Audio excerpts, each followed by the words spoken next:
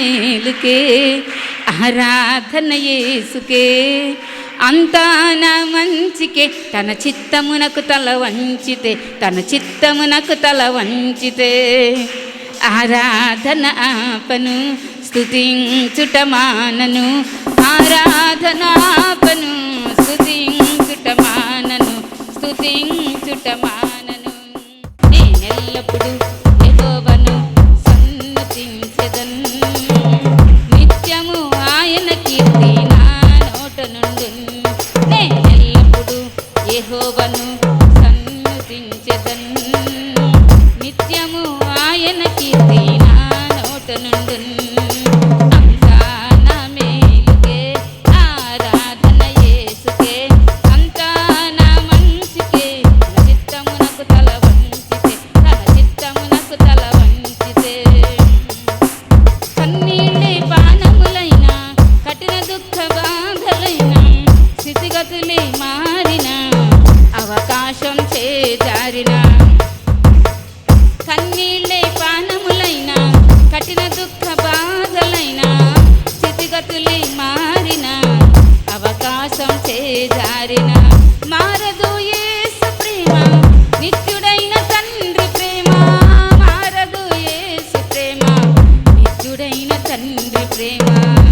మారదు యేసు ప్రేమ, నిత్యుడైన తండ్రి ప్రేమ. అంతా నా మేలుకే, ఆరాధన యేసుకే. అంతా నా మంచికే, తన చిత్తమునకు తల వంచితే, తన చిత్తమునకు తల వంచితే.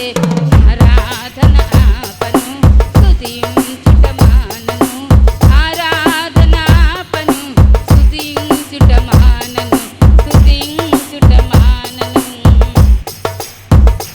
హల్లెలూయా. రాజుగారి దగ్గర పనిచేసే వాళ్ళు భటులు ఇద్దరు తీసుకొచ్చే జైల్లో వేయబడ్డారు.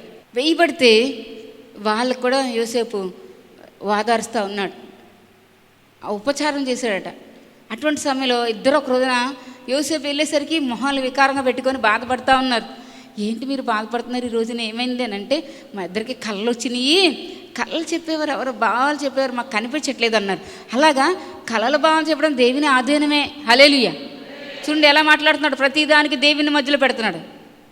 ఎవరైనా మాట్లాడుతున్నారు ఈ రోజున దేవుని మధ్యలో పెట్టి, ఏసే దైవాలు ఎలాగొన్నావు, దేవుని దైవాలు ఎలాగొన్నావు, దేవుని కృపాలు ఎలాగొన్నావు, ఏమైనా బాగున్నారండి అంటే ఏమంటున్నారు మీరు? హల్లెలూయా. దేవుని మధ్యలో పెట్టండి, అప్పుడు ఆయన చూసుకుంటాడు అంతా. హల్లెలూయా. యోసేపు ఏంటి మీరు ఇలా ఉన్నారంటే, మేము కళలు కన్నామండి, మా భావాలు చెప్పారు ఎవరు లేరు. కళలకు అర్థం భావం అంటే కళలకు అర్థం చెప్పడం దేవుని ఆధీనమే కదా. ఏంటి చెప్పండి నాకు, నేను చెప్తే అన్నాడు. అప్పుడు ఫస్ట్ దేవుని పరిచయం చేసి. హల్లెలూయా. అయితే చెప్పగానే 3 దినాల్లోగా మీకు ఇలా జరుగుతుంది ఇలా జరుగుతుందని చెప్పాడంతే. 40వ అధ్యాయంలో అటు పిమ్మట ఐగుప్తు రాజు యొక్క పానదాయకుడు భక్షకాడును తమ ప్రభు అయిన ఐగుప్తు రాజు ఎడల తప్పు చేసిరట. ఇద్దరు కూడా తప్పు చేశారని తెలియబడింది రాజుగారికి. తెలియబడగానే రాజుగారు తీసుకెళ్ళి జైలు వేయించాడు. అక్కడ యోసేపు ఉన్నాడు. ఫరో పానదాయకుల అధిపతి, భక్షకారుల అధిపతి తన ఇద్దరి దగ్గర ఉద్యోగస్తుల దగ్గర ఉన్నప్పుడు ఒక కళ్ళ కన్నారు. వాళ్ళు కళ్ళ కన్నప్పుడు ముఖం వికారంగా పెట్టుకున్నారు. యోసేపు వెళ్ళేసరికి వికారంగా పెట్టుకున్నారు. ఏంటంటే, అందుకు మేము కళ్ళ కన్నాము, వాటి భావాలు మాకు ఎవరు తెలియజేసండి. యోసేపు అన్నాడు వారిని చూసి, భావన చెప్పుట దేవుని ఆధీనమే కదా, మీరు దయచేసి ఆ కళ్ళ నాకు వివరించండి, నేను చెప్తానన్నాడు.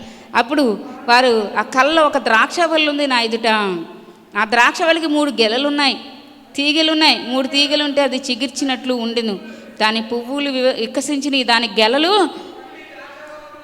పండి ద్రాక్ష ఫలములు అయినాయి.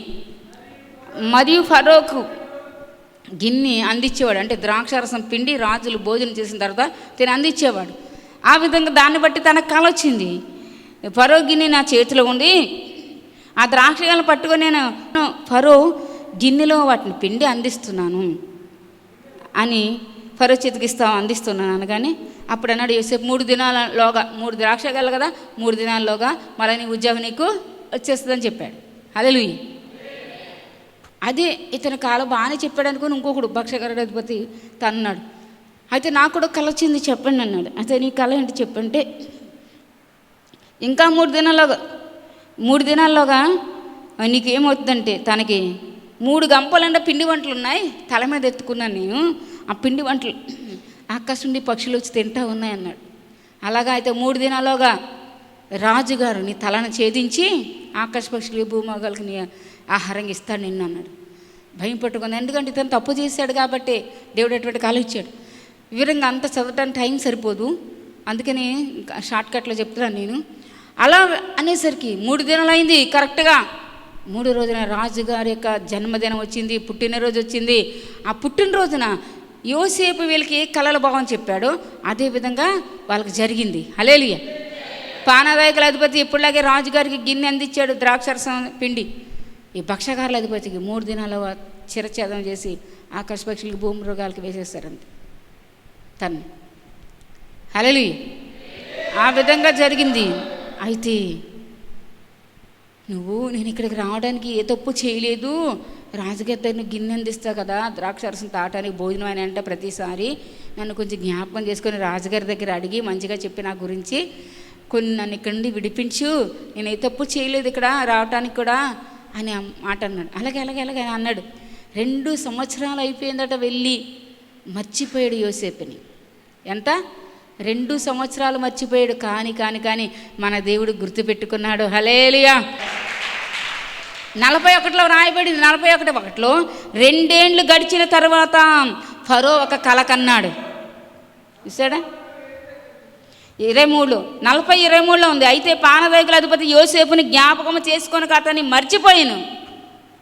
మనుషులు మర్చిపోయవచ్చు, కానీ దేవుడు మర్చేవాడు కాదు. హల్లెలూయా. 2 సంవత్సరాలు పూర్తిగా నిండిపోయి యోసేపుని మర్చిపోయాడు, కానీ దేవుడు గుర్తుపెట్టుకున్నాడు. హల్లెలూయా. సరే, గుర్తుపెట్టుకొని ఆ రాజుగారికే కలర్ రప్పించాడు. హల్లెలూయా. చూసారా? ఒక కీడు వచ్చిందంటే ఆ కీడును కూడా దేవుడు మేలుగా మార్చి నిన్ను ఆశీర్వదించేవాడు. హల్లెలూయా. నీ యథార్థతను బట్టి, పవిత్రతను బట్టి, పరిశుద్ధతను బట్టి దేవుని దృష్టిలో నువ్వు ఇష్టంగా ఉన్నావంటే ఆ కీడు వచ్చినా సరే గుంటలో పడేసి రాళ్ళు రువి నానా బాధలు పెట్టి తిట్టి కొట్టి అన్నయ్యలు గుంటలో తోసేశారు. అది మేలా? కీడు. మళ్ళా వేరే వాళ్ళకి అమ్మేశారు, వాళ్ళ ఇష్టమంటే పని చేయించుకుని మళ్ళా పోతీఫరుకి అమ్మేశారు. అలా బానిసలా పని చేస్తూ జైల్లో పెట్టడానికి అతనే తప్పు చేయలేదు. బొండాలు వేసి బిగించి ఈడుదుల్లో ఈడ్చుకుంటా పోయి జైల్లో పడేశారు. ఇదంతా మేలా? 13 సంవత్సరాలు పట్టింది దేవుడు యోసేపుని దీవించడానికి. ఐగుప్తు దేశానికి 17 సంవత్సరాలు వెళ్ళాడు. 30 సంవత్సరాల వయసు వచ్చినప్పుడు దేవుడు యోసేపుని చూచి 2 ఏండ్లు అయిపోయింది తిన్నే వదిలేశాడని ఫరోకే కలలు పుట్టించి నా బిడ్డని ఎలాగైనా సరే తీసుకురావాలనుకున్నాడు. హల్లెలూయా. చూసారా? దేవుని దృష్టిలో యథార్థంగా పవిత్రంగా ఉన్నామని దేవుడు గమనిస్తే 8వ అధ్యాయం యోబు గ్రంథంలో రాయబడింది, దేవుడు యథార్థవంతుని త్రోసివేయుడు, దుష్కార్యములు చేసేవారిని నిలవబెట్టడు. హల్లెలూయా. నువ్వు యథార్థంగా ఉన్నావా దేవుని దృష్టిలో? మనుషులు ఎన్నైనా నిందించుకోవచ్చు, వాళ్ళకి తెలీదు. రకరకాల మనుషులు రకరకాల మాటలు ఆడొచ్చు, వాళ్ళ మాటలు విని వీళ్ళు ఆడొచ్చు, కానీ దేవుడు ఉన్నాడు. ఆయన దృష్టిలో నువ్వు ఎలా ఉన్నావు సహోదరుడు సోదరి, నేను ఎలా ఉన్నాను, అది ఎప్పుడు మనం గుర్తుపెట్టుకోవాలి. ఎవరైనా అనొచ్చు, ముందు ఒకలా మాట అంటారు, మనుషులు వెనకాల ఒక మాట అంటారు, అది మనిషి స్వభావం. కానీ దేవుని స్వభావం ఏంటి తెలుసా? ఆయన పై వేషాన్ని చూడడు, హృదయాన్ని చూస్తాడు. హల్లెలూయా. నీ హృదయ యథార్థ స్థితిని బట్టి ఆయన నిన్ను జీవిస్తాడు. యథార్థంగా ఉన్నావా నువ్వు ప్రతి విషయంలో? హల్లెలూయా. యోసేపుకు వచ్చినటువంటి ఆ నిందల్లో, అవమానాల్లో, కష్ట సమయాలను కూడా దేవుడు ఆశీర్వాదకర సమయాలుగా మార్చబోతున్నాడు. హల్లెలూయా. యోసేపు ఉన్న చోటే, ఉన్న స్థితిలోనే, వేరే స్థితి దాటి వెళ్ళిపోలేదండి యోసేపు. ఆ స్థితిలోనే ఉన్నాడు, జైల్లోనే ఉన్నాడు. ఆ స్థితిలోనే దేవుడు జ్ఞాపకం చేసుకుని ఫరోకి కల పుట్టించాడు. ఏమని? బాగా బలిసిన ఎడ్లు వచ్చినాయంట 7 నీటిలో నుండి. ఏరంటే నీరు కదా, జమ్ము మేస్తా ఉన్నాయట. మేస్తా ఉంటే ఈలోగా చూస్తూ ఉన్నాడు రాజు కళ. ఇంకా 7 బాగా పేల ఎడ్డులు వచ్చినాయట. బాగా బలిసిపోయి కాకుండా బాగా చిక్కిపోయినాయి. వస్తే చూస్తూ ఉండగానే బలిసిని బక్క ఎడ్లు మింగేసినాయంట, తినేసినాయంట. చూడండి ఏంటి ఎలాగుందని కళ మేలుకున్నాడు రాజు. మళ్ళా నిద్ర పట్టేసింది. మళ్ళా కళ వచ్చింది. బాగా బలిసినటువంటి అంటే బాగా పండినటువంటి వెన్నెలు అంటే ఏమంటారు, ధాన్యం బాగా పండినవి, మంచిగా ఎక్కడ పొట్టు లేదు దాంట్లో, అంత మంచిగా పండింది. 7 ఎన్నులు వచ్చినాయట 8లో నుండే. వస్తే ఆ 7 ఎన్నులకి మరలా ఏం జరిగింది, మళ్ళా పేల వెన్నులు బాగా పొట్టు అంతా వచ్చినాయి. అస్సలేం మంచిగా లేవు అందులో. ఆ పొట్టు ఏం చేసిందంట, ఈ బలిసిన ఎన్నిల్ని మింగేసినాయి అంట. రాజుగారికి భయం వేసింది. ఇదేంటి ఎలా కల వచ్చింది, 2 సార్లు వచ్చిందని కలవరపడిపోతా బాధపడతా ఉన్నాడు. అప్పుడు ఏం జరిగిందంటే కింద చదవండి. శకున్ గారు అందరినీ పిలిచాడు. అందరిని పిలిపించిన ఎవరు కలభావం చెప్పట్లేదు, రాజుగారికి వచ్చిన కలభావం. ఇదేంటి ఎలా వచ్చిందని రాజుగారు ఎవరైనా చెప్పేవాళ్ళు ఉన్నారని బాధపడుతుంటే పానబాయికల అధిపతి వచ్చి, అయ్యా నేను నా తప్పుదాన్ని గుర్తుపెట్టుకుంటున్నాను, నేను మర్చిపోయిన ఒక సంగతి. కళలు చెప్పే ఒక పరిచివాడు ఉన్నాడు, ఎబ్రీ పరిచివాడు జైల్లో ఉన్నాడు. అతను మాకు కళల భావం చెప్పాడు. మేము కూడా కళలు కన్నాం. ఆ కళల భావం మాకు చెప్పినట్లుగానే నాకు మీరు మరలా ఉద్యోగం ఇచ్చారు, భక్ష్యకారులకు మళ్ళీ మీరు ఉరి తీయించారు అనగానే. అయితే అతను పిలిపించారండి. అంటే ఇప్పుడు జైల్లో ఉన్న వ్యక్తి ఎలా ఉంటాడండి, గడ్డం అంతా పెరిగిపోయి జైల్లో నంబర్స్ బనీన్ వేస్తారు కదా, ఆ బనీనులతో అందరికి పని చేపిస్తూ ఉన్న టైంలోనే నిన్ను రాజుగారు పిలుస్తున్నారు. హల్లెలూయా. ఎవరు పిలుస్తున్నారు, సామాన్యమైన వ్యక్తి కాదు. రాజుగారు పిలిచేటప్పుడు ఎలా వెళ్ళాలి, బట్టలు మార్చుకొని వస్త్రాలని మార్చుకొని షేవింగ్ చేసుకొని మంచి రాజవస్త్రాలు వేసి రాజుగారి దగ్గరికి తీసుకెళ్తున్నారు. హల్లెలూయా హల్లెలూయా. చక్కటి చెప్పలు గట్టిగా. ఓరి బాబా ఓరి ఖరబరం చురానియా ఓరి కబలం చురానియా. చూడండి యోసేపు పవిత్రత పరిశుద్ధత రాజుగారి దగ్గరికి తీసుకెళ్ళింది. ఏం తీసుకెళ్ళింది యోసేపుని, పరిశుద్ధత పవిత్రత, దేవుని కోసం నిలబడే జీవితం. పేతురు రాసిన మొదటి పత్రికలో చదవండి, అక్కడ 1:14 నేను పరిశుద్ధునై ఉన్నాను గనుక మీరును పరిశుద్ధులైనడని వ్రాయబడి ఉన్నది. కాగా మీరు విధేయులకు పిల్లలై మీ పూర్వపు అజ్ఞాన దశలో మీకుండిన ఆశలను అనుసరించి ప్రవర్తింపక మిమ్మల్ని పిలిచిన వాడు పరిశుద్ధులై ఉన్నాడు. ఉన్న ప్రకారముగా మీరును ఏంటంటే అది సమస్త ప్రవర్తన యందు, లేదు కొన్నిట్లో ఉండి కొన్నిట్లో కాదు. నీకు ఇష్టం లేని దగ్గర ఒక చోట, నీకు ఇష్టం వచ్చిన దగ్గర ఒక చోట, అది కాదు. సమస్త ప్రవర్తనలో నీవు పరిశుద్ధతను మెయింటైన్ చేయాలి. హల్లెలూయా. ఒక్క చూపుతో చూసావా దేవుని దృష్టిలో పడిపోతావు. దైవ భయం కలిగి పరిశుద్ధతను సంపూర్తి చేసుకోవాలి నువ్వు బ్రతికినంత కాలం. అది దేవుడు కోరుకునేది. నువ్వు దేవుని నిజమైన పరిశుద్ధమైన బిడ్డవైతే అది నీకు వస్తుంది, దేవుడు ఇస్తాడు నీకు అది. హల్లెలూయా. అది మనం సంపాదించుకునేది కాదు. నువ్వు దేవుని మెప్పించి ఒప్పించగలిగితే హల్లెలూయా అది నీకు దేవుడే ఇస్తాడు. హల్లెలూయా. అంతే, దేవుడే ఇస్తాడు. హెబ్రీ రాసిన పత్రిక 12:14 రాయబడింది, మీరు సఖ్యమైతే మనుషులందరితో సమాధానమును పరిశుద్ధతయు కలిగి ఉండండి. సఖ్యమైతేనే, అవసరమైతేనే. వాళ్ళు నీకు వ్యతిరేకంగా ఉన్నారనుకో, రకరకాలుగా నిన్ను బట్టి వాళ్ళతో నువ్వు సమాధానం మెయింటైన్ చేయక్కర్లేదు. వీళ్ళు మంచి వాళ్ళు కాదని నీకు తెలిసిందా, కట్ చేయంతే. హల్లెలూయా. లేకపోతే నిన్ను కూడా ఆ పాపంలో ఈడ్ చేస్తారు, దేవుని దూరం చేసేస్తారు. కన్ను మూసి ఎక్కడికి వెళ్తావు, నీ ఇంటి వారికి ఏం తెస్తావు, 3-4 తరాలు. గుర్తుపెట్టుకోండి ప్రతి ఒక్కరు. ప్రతిసారి చెప్పడానికి ఇప్పటికి బైబిల్లో ఎన్నో ఉన్నాయి. నాకే తెలియదు, దేవుడు ఇప్పుడు ఏం చెప్తా అదే చెప్తా. హల్లెలూయా. ఏం చెప్పమంటే అదే చెప్తా. హల్లెలూయా.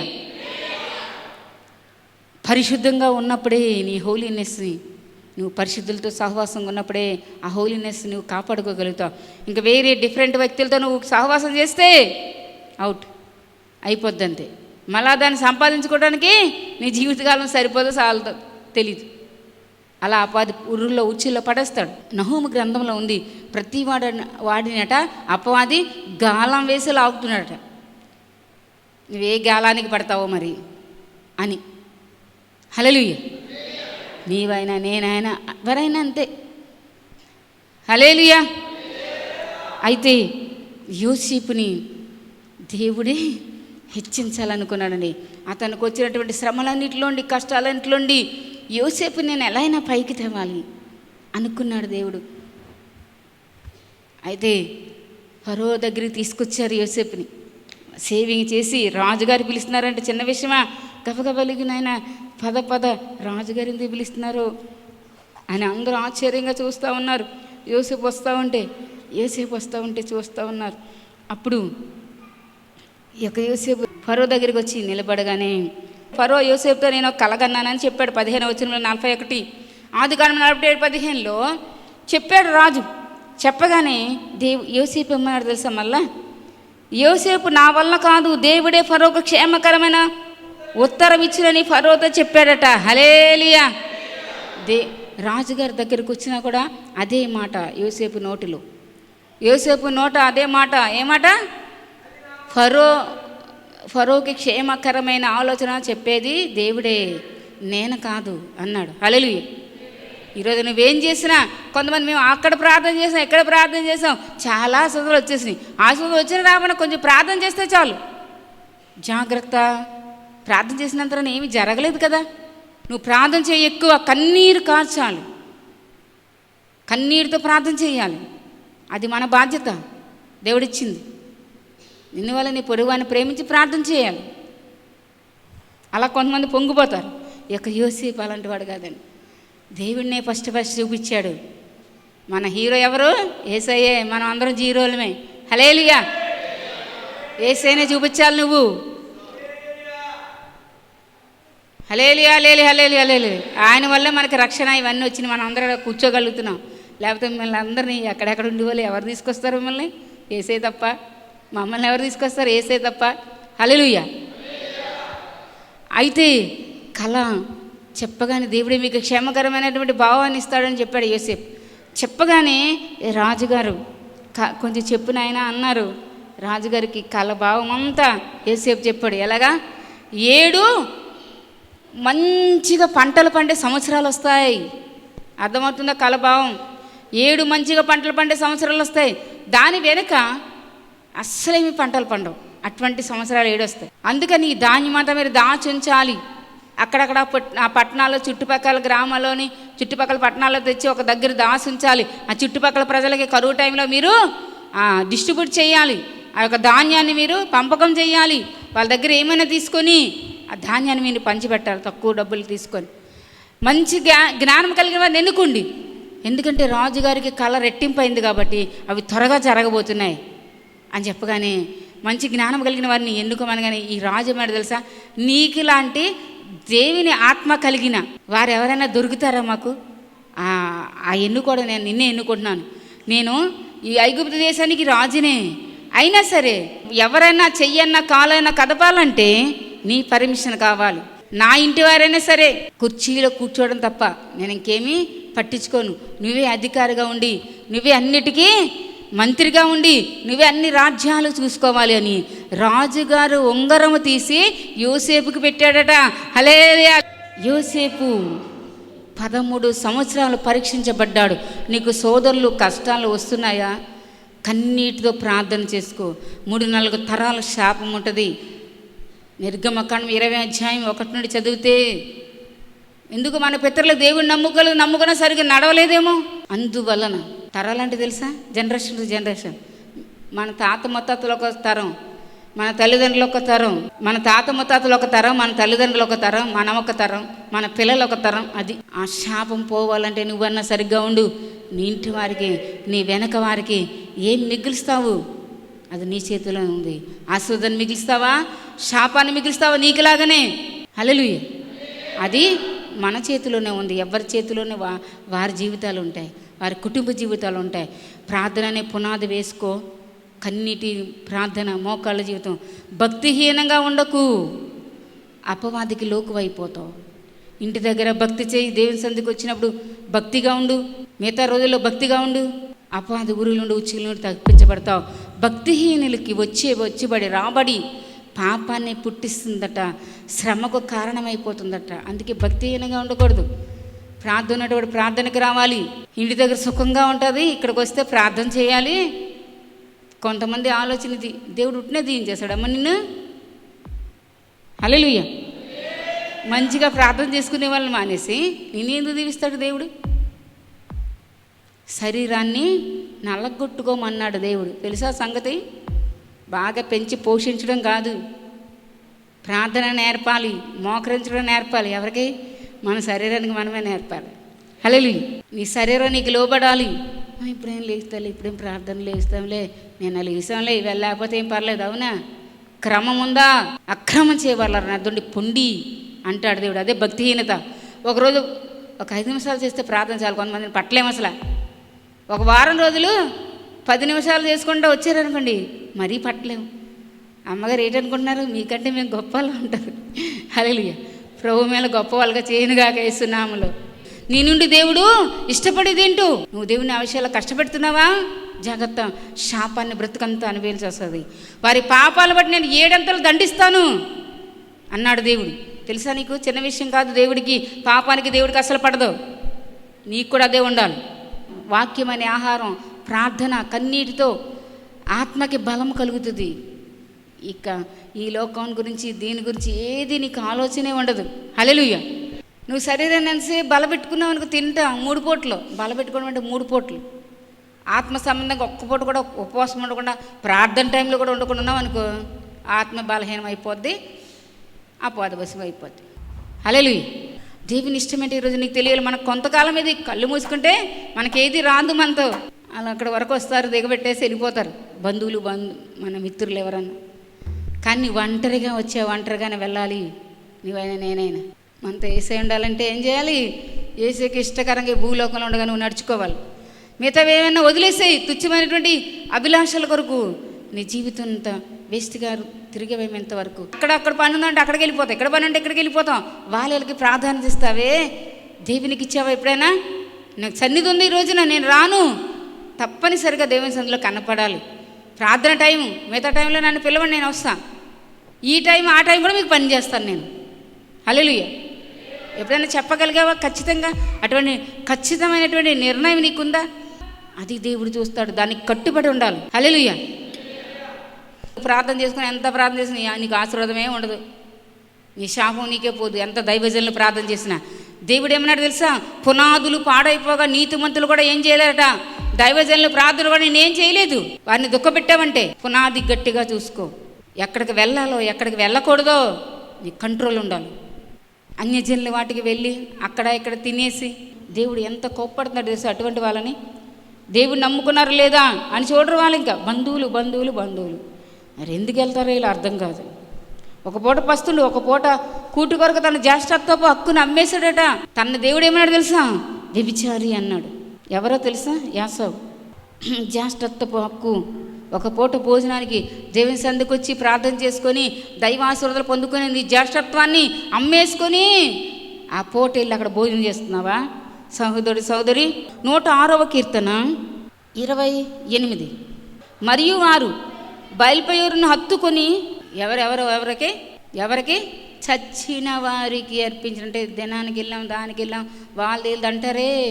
అటువంటి వాటికి వెళ్తే ఏమొస్తుందో తెలుసా మీకు? దేవుళ్ళు వాళ్ళు సరిగ్గా లేకపోయినా, దేవుని ప్రార్థన పెట్టుకున్నారా లేకపోయినా ఉంటారు. భక్తి కలిగిన వారా వాళ్ళు వెళ్తే నీకు దీవెన వస్తుంది. ఇక్కడేముంది? చచ్చిన వారికి అర్పించిన బలి మాంసాన్ని భుజించారట. వారు తమ క్రియల చేత ఆయనకు కోపం పుట్టించగా వారిలో తెగులు రేగెను. తెగుళ్ళు రేగుతూ ఉంటాయి అంతే. అది మనం గుర్తుపెట్టుకోవాలి. ఇది అంతా ఎవరికి తెలుసు? నువ్వు ఎక్కడికి వెళ్తున్నావో అసలు ఆయనకు తెలుస్తుంది. జాగ్రత్త. ఏది పడితే తినడానికి మనం ఒక ప్రతిష్ఠిత జలం, పవిత్రంగా ఉండే జనం, దేవుని రాజ్యాన్ని కొరకు సిద్ధపడుతున్న జనాంగంగా ఉండాలి. నువ్వు తెలియక ఇంతవరకు చేసేవేమో సోదరి, ఎక్కడుండన్నా నువ్వు అదంతా విడిచిపెట్టాలి.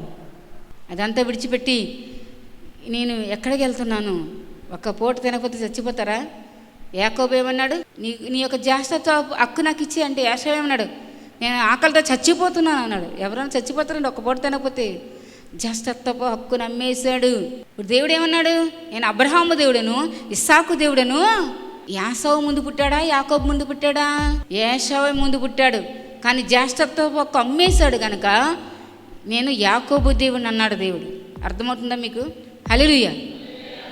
ఒక్క పూట కూటి కొరకు అమ్మేసుకున్నాడు. నేను చచ్చిపోతున్నాను, త్వరగా నాకు పెట్టి చిక్కుడు కూర వంటకం అంట, చిక్కుడు కూర. హల్లెలూయా.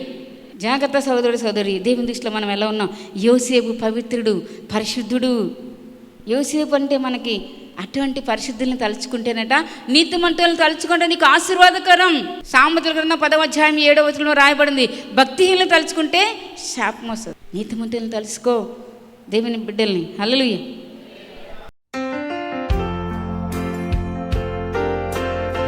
నిన్న పొద్దుట అమ్మగారు మా ఇంటికి వచ్చారు. అంటే నాకు ఫోన్ చేశారు పొద్దుటే. ఫోన్ చేయక ముందు నాకు 3 సార్లు ఫోన్లు వచ్చినాయి. చేను కోపిచ్చేస్తాము, మిషన్ పక్కనే ఉంది, మీరు రావాలని చెప్పి నన్ను పిలిచారు.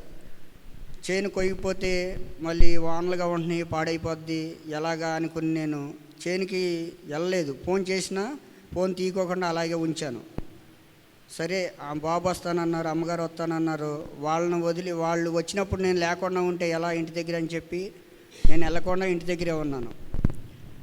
అలా బాబు అమ్మగారు మళ్ళీ మాకు ఇంటి దగ్గర ప్రార్థన చేసి, బంటిమిల్లో ఉంటున్నాం మేము, ఇంటి దగ్గర ప్రార్థన చేసి వచ్చేసారు. వచ్చేసిన తర్వాత మళ్ళీ నాకు ఫోన్ వచ్చింది. ఫోన్ వచ్చి మీ చేను కోతాము, ఆ మిషన్ ఇంకోటి ఆగిపోయింది, ఒక మిషన్ ఉంది, మళ్ళీ కోతామని ఫోన్ చేశారు. చేను కొయ్యాలంటే నాది బోధ ఆదరణ. మామూలుగా 4 రోజులు 5 రోజులు ఎప్పుడు తిరుగుతూ ఉంటాను నేను. ఎప్పుడు కోతారని టాటర్ వస్తే ఏమో మిషన్ రాదు, మిషన్ వస్తే టాటర్ రాదు, అలా ఇబ్బంది పెట్టేస్తారు. అలాంటిది నిన్న అమ్మగారు వచ్చేసిన తర్వాత మళ్ళీ నేను చేను దగ్గరికి వెళ్ళాను. 1 ఎకరమే కోతానన్న వాళ్ళు అది కూడా కోసేస్తాను అని అన్నారు. కోసేస్తానని చెప్పి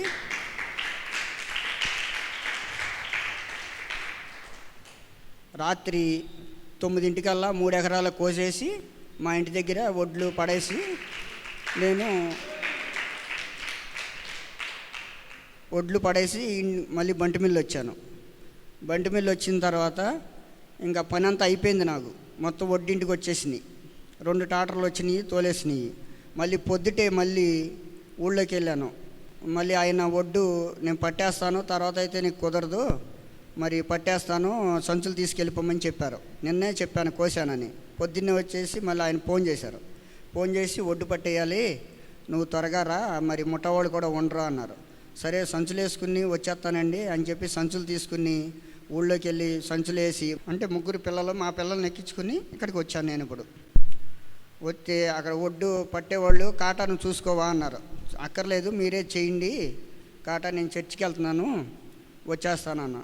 అంటే వాళ్ళే కాటా కరెక్ట్గా వేస్తారా లేదా అనేది అనుమానం మనకి ఉంటుంది కదా, మన సొమ్ము ఇన్నాళ్ళకి కష్టపడి పండించామని. అదేం కాదు అని చెప్పి మీరు వేయండి శుభ్రంగా అని చెప్పి వేసి అన్నాను, వచ్చేసాను.